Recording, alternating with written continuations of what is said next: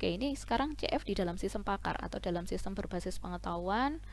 Nah, dalam sistem pakar ketidakpastian atau uncertainty itu ada dua macam. Yang pertama adalah ketidakpastian pada kejadian atau fakta, dinamakan uncertainty evidence. Kemudian ada ketidakpastian pada rule atau pengetahuan, dinamakan uncertainty rule.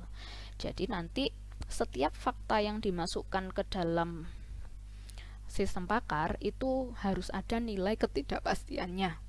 Demikian juga rule yang dihasilkan atau yang disimpan di dalam basis pengetahuan juga harus ada nilai ketidakpastiannya. Oke, ini nilai ketidakpastian. Kalau tadi contohnya bisa digunakan 1 sampai 0, bisa 0 sampai 1 maksud saya.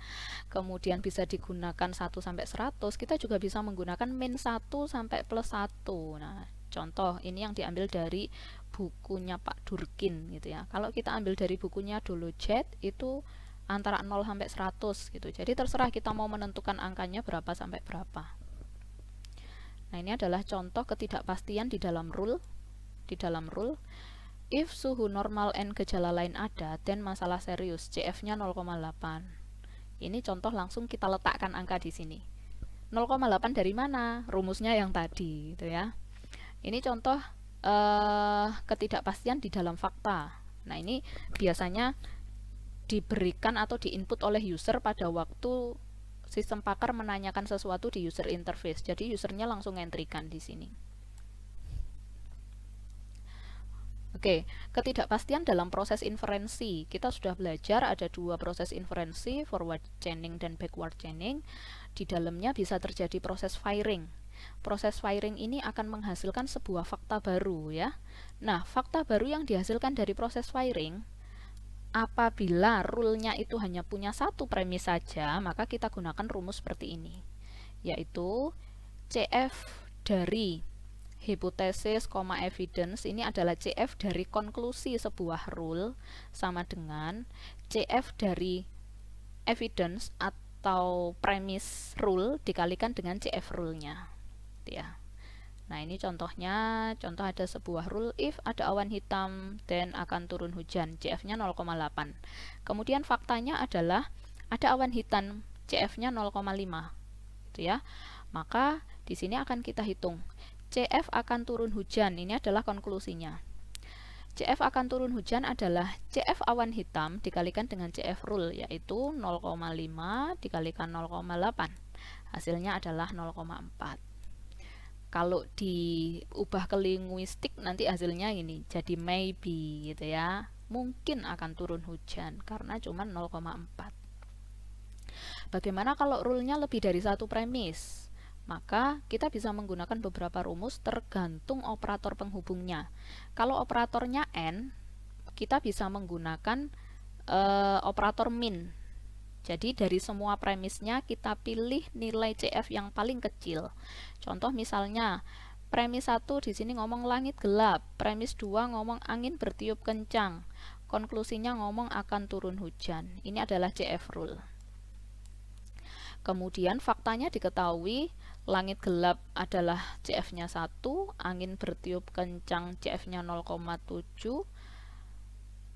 Nah, kita akan lihat CF akan turun hujan berapa gitu ya. Maka kita tulis CF akan turun hujan sama dengan min gitu ya, karena di sini operatornya N gitu ya. Min CF langit gelap premis 1, CF langit angin bertiup kencang, yaitu 1,0,007. Yang lebih kecil yang mana? 0,7 dikalikan CF-nya rule berapa? 0,8, sehingga hasilnya adalah 0,56.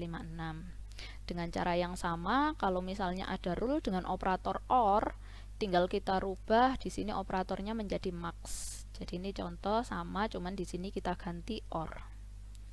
Hasilnya dipilih yang maksimal, yaitu 1 dikalikan CF rule-nya 0,9 jadinya 0,9. Oke, ini adalah kombinasi rule. Jadi apabila ada beberapa rule yang menghasilkan fakta yang sama, maka harus kita kombinasikan jadi satu. Nah, di sini kita harus lihat dulu gitu ya, harus lihat dulu jika rule 1 dan rule 2 itu semua CF-nya lebih besar dari 0, maka kita gunakan rumus yang pertama. Kalau misalnya salah satu nilainya kurang dari 0 atau negatif, maka kita gunakan rumus yang kedua, dan apabila semuanya negatif, maka kita gunakan rumus yang ketiga. Ini adalah contohnya. Jika ahli cuaca mengatakan akan hujan, maka akan turun hujan. Ini rule yang pertama. Rule yang kedua, jika petani mengatakan akan hujan, dan akan turun hujan. Kalau kita lihat, konklusinya sama persis. Konklusinya sama persis. Artinya, kalau rule 1 dan rule 2 ini firing, akan menghasilkan dua nilai CF untuk satu fakta yang sama, yaitu akan turun hujan. Sehingga perlu kita kombinasikan. Oke, kalau kita lihat di sini diketahui faktanya adalah ahli cuaca mengatakan akan hujan 0,6, petani mengatakan akan hujan 0,5. Maka kita hitung dulu CF dari rule 1, yaitu 0,6 kali 0,8, hasilnya 0,48.